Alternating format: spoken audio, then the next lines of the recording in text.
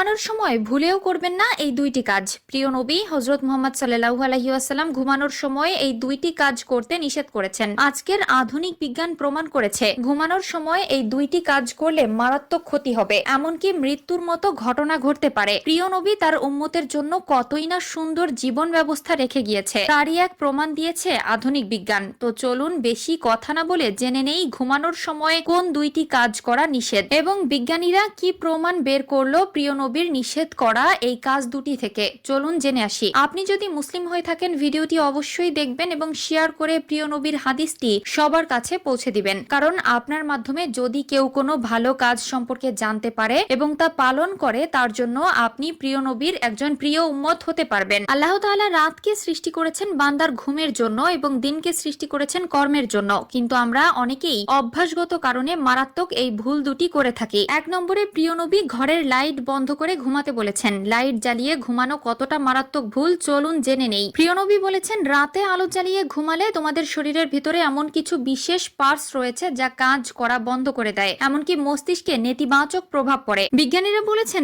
রাতের লাইটের আলো থেকে এক ধরনের আলোক নিঃসরণ হয় যার ফলে ব্রেন ক্যান্সার হওয়ার সম্ভাবনা থাকে। আমাদের শরীরে এক ধরনের গ্রন্থি আছে যার নাম পাইনাল গ্রন্থি, আর এই গ্রন্থি শুধুমাত্র অন্ধকারে এই কাজ শুরু করে, এক ধরনের হরমোন নিঃসরণ করা। লাইট জ্বালিয়ে ঘুমালে এই গ্রন্থি কাজ করা বন্ধ করে দেয় এবং হরমোন নিঃসরণ বন্ধ হয়ে গেলে শারীরিক ও মানসিক বিভিন্নভাবে নেতিবাচক প্রভাব পড়ে। দুই নম্বরে প্রিয় নবী হযরত মুহাম্মদ সাল্লাল্লাহু আলাইহি ওয়াসাল্লাম বলেছেন তোমরা যখন রাতে ঘুমাতে যাবে অবশ্যই ডান কাত হয়ে ঘুমাবে। বাম কাত হয়ে ঘুমালে তোমাদের পাকস্থলীতে নানাবিধ সমস্যার দেখা দিবে যা পরবর্তীতে মারাত্মক রূপ নিতে পারে। বিজ্ঞান বলছে কোনো মানুষ যদি বাম কাত হয়ে ঘুমায় তাহলে তার পাকস্থলী খাদ্য হজম প্রক্রিয়ায় ব্যাঘাত ঘটে। পাকস্থলী যেহেতু বাম দিকে বাঁকানো, তাই কেউ যদি বাম দিকে শুয়ে থাকে তাহলে তার খাবার এক জায়গায় জড়ো হয়ে থাকে যা তার পাকস্থলীতে পুরোপুরি ভাবে সচল থাকতে পারে না। এর জন্য খাবারটা ইনস্ট্যান্ট নারীর দিকে যেতে অনেক ব্যাঘাত পোহাতে হয়। আর কোনো ব্যক্তি যদি ডান দিক হয়ে ঘুমায় তাহলে তার খাবার প্যানক্রিসে জমা হয়ে থাকে,